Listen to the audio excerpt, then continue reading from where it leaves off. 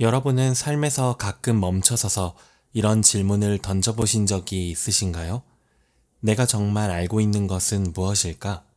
내가 지금 올바른 길을 가고 있는 걸까? 진정한 행복은 어디에서 오는 걸까? 만약 이런 질문들을 해본 적이 있다면 여러분은 이미 2400년 전 아테네의 거리를 걸으며 사람들에게 끊임없이 질문을 던졌던 한 남자의 발자취를 따르고 계신 겁니다. 오늘은 역사상 가장 위대한 철학자 중 한 명이자 서양 철학의 아버지라 불리는 소크라테스의 이야기를 나눠보려고 합니다. 특히 그가 남긴 가장 유명한 말, 반성하지 않는 삶은 살 이유가 없다 라는 문장이 우리 현대인의 삶에 어떤 의미를 줄 수 있는지 함께 생각해보는 시간을 가져보겠습니다. 자, 이제 고대 그리스 아테네로 함께 떠나볼까요? 소크라테스는 기원전 469년경 아테네에서 태어났습니다. 그의 외모는 당시 그리스인들이 추구하던 미적 기준과는 거리가 멀었습니다. 튀어나온 눈, 납작한 코, 두꺼운 입술, 그리고 항상 단정치 못한 옷차림. 하지만 그의 내면은 완전히 달랐습니다. 그는 돌을 다듬는 석공의 아들로 태어났지만 스스로는 정신의 조산사라고 불렀습니다. 그의 어머니가 실제 조산사였기 때문이기도 하지만 더 중요한 이유는 그가 사람들이 스스로 진리를 출산하도록 도와주는 역할을 자처했기 때문입니다.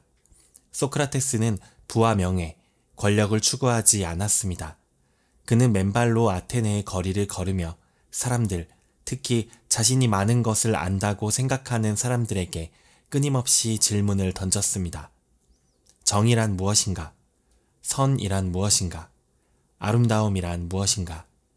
그가 던진 이런 단순한 질문들은 상대방을 당혹스럽게 만들었습니다. 대부분의 사람들은 이러한 개념들에 대해 자신이 확실히 알고 있다고 생각했지만 소크라테스의 연속적인 질문 앞에서 자신의 무지를 깨닫게 되었기 때문입니다. 소크라테스는 젊은 시절 군인으로서 펠로폰네소스 전쟁에 참전했고 놀라운 연기와 인내력을 보여주었다고 합니다. 그는 극도의 추위 속에서도 맨발로 행군했으며 전투에서는 결코 물러서지 않았습니다. 그의 이러한 신체적 강인함은 나중에 그의 정신적 강인함으로 이어졌습니다. 소크라테스의 대화법은 오늘날 소크라테스 문답법 또는 삼파술이라고 불립니다. 이 방법은 단순합니다. 그는 자신이 무지하다고 주장하면서 상대방에게 계속해서 질문을 던집니다. 그리고 상대방의 답변에 또 다른 질문으로 대응하며 점차 상대방 스스로 자신의 생각 속에 있는 모순이나 오류를 발견하게 만드는 것이죠. 이런 과정을 통해 소크라테스가 하고자 했던 것은 무엇일까요? 그것은 바로 무지의 지, 즉 아는 것이 없다는 것을 아는 지혜를 깨닫게 하는 것이었습니다. 내가 아는 것은 내가 아무것도 모른다는 사실뿐이다. 이 유명한 말은 소크라테스 철학의 핵심을 담고 있습니다. 그는 진정한 지혜의 시작점은 자신의 무지를 인정하는 것이라고 믿었습니다. 자신이 모든 것을 안다고 착각하는 순간 우리는 더 이상 배우지 않게 되고 성장을 멈추게 됩니다.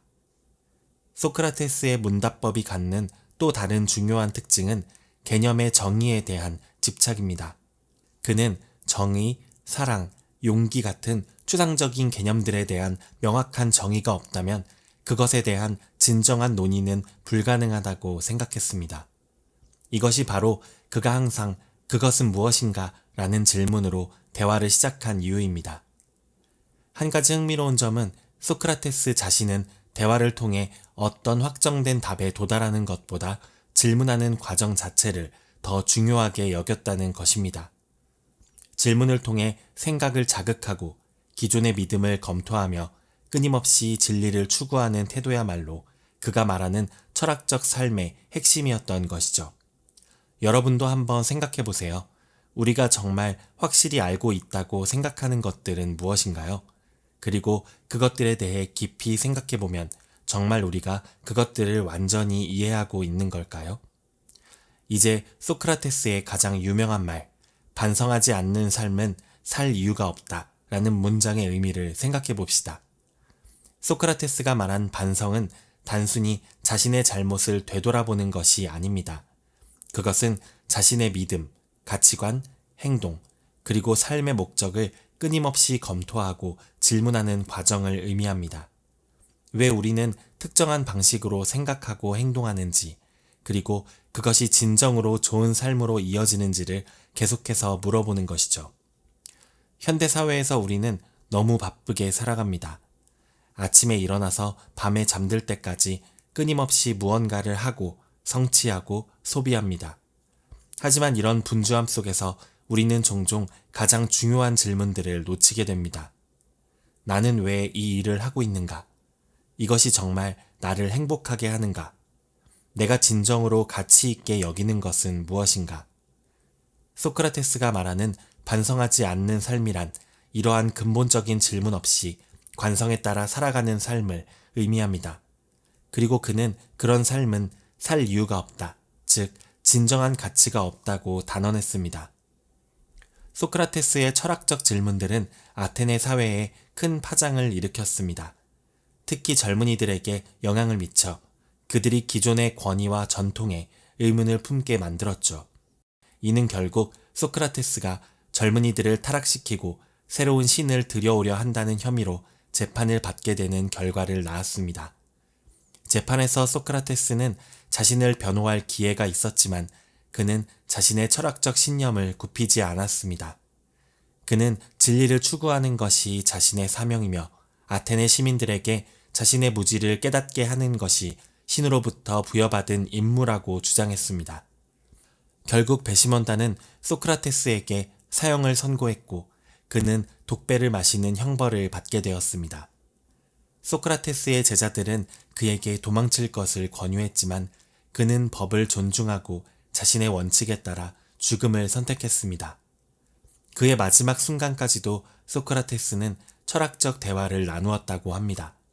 죽음 앞에서도 두려움 없이 영혼의 불멸성과 내세에 대한 생각을 나누었다고 전해집니다. 그는 자신이 전 생애에 걸쳐 주장해온 것처럼 육체적 죽음보다 영혼의 상태가 더 중요하다고 믿었습니다. 이제 2400년의 시간을 뛰어넘어 오늘날 우리 삶에서 소크라테스의 지혜를 어떻게 적용할 수 있을지 함께 생각해 봅시다. 첫째, 무지의 질을 받아들이는 것입니다. 현대사회에서는 전문가처럼 보이고 항상 확신에 찬 모습을 보여야 한다는 압박이 있습니다. 하지만 소크라테스는 우리에게 나는 모른다 라고 말할 수 있는 용기를 가르쳐 줍니다. 무지를 인정하는 것이 배움의 시작입니다. 하루에 10분이라도 좋으니 스스로에게 내가 정말 알고 있는 것은 무엇일까 라는 질문을 던져보세요. 이런 자기 성찰이 소크라테스가 말한 반성하는 삶의 시작점이 될 수 있습니다. 둘째, 비판적 사고를 일상에서 실천해보세요. 소셜미디어와 뉴스의 홍수 속에서 우리는 수많은 정보와 의견에 노출됩니다. 소크라테스라면 이 모든 것을 맹목적으로 받아들이지 않고 끊임없이 질문하고 검증했을 것입니다. 이것은 사실인가? 이 정보의 출처는 무엇인가? 이것이 내 삶에 어떤 의미가 있는가? 매일 접하는 정보에 이런 질문들을 적용해 보세요. 셋째, 진정한 대화의 가치를 되찾아보세요. 소크라테스에게 철학은 홀로 하는 것이 아니라 다른 사람들과의 대화를 통해 이루어지는 활동이었습니다. 누군가와 이야기할 때 단순히 자신의 의견을 전달하는 데에만 집중하지 말고 상대방의 생각을 진정으로 이해하려고 노력해보세요. 그것이 무슨 의미인가요? 왜 그렇게 생각하시나요? 이와 같은 질문을 통해 더 깊은 대화로 이끌어보세요. 넷째, 내면으로의 여행을 시작해보세요. 디지털 기기와 소셜미디어는 우리의 주의를 계속해서 외부로 돌립니다. 하지만 소크라테스는 우리에게 내면으로 눈을 돌리라고 조언합니다. 오늘 내가 한 일들 중에서 가장 의미 있었던 것은 무엇인가? 내가 정말 중요하게 생각하는 가치는 무엇인가? 나는 지금 행복한가? 이런 질문들을 통해 자신의 내면을 탐색해보세요. 다섯째, 불확실성을 편안하게 받아들이세요. 현대사회는 모든 것에 대한 즉각적인 답과 확실성을 요구합니다. 하지만 소크라테스는 우리에게 불확실성 속에서도 편안함을 찾는 법을 가르쳐 줍니다. 모든 것을 다 알 수 없다는 사실을 받아들이고 그 안에서 계속해서 배우고 성장하는 것이 중요합니다. 여섯째, 내면의 나침반을 따르세요. 소크라테스는 자신의 내면에 다이모니온이라는 신적인 목소리가 있다고 믿었습니다. 이는 오늘날로 치면 우리의 양심이나 직관과 비슷한 개념입니다. 외부의 압력이나 기대에 휘둘리지 않고 내면의 목소리에 귀 기울이는 연습을 해보세요.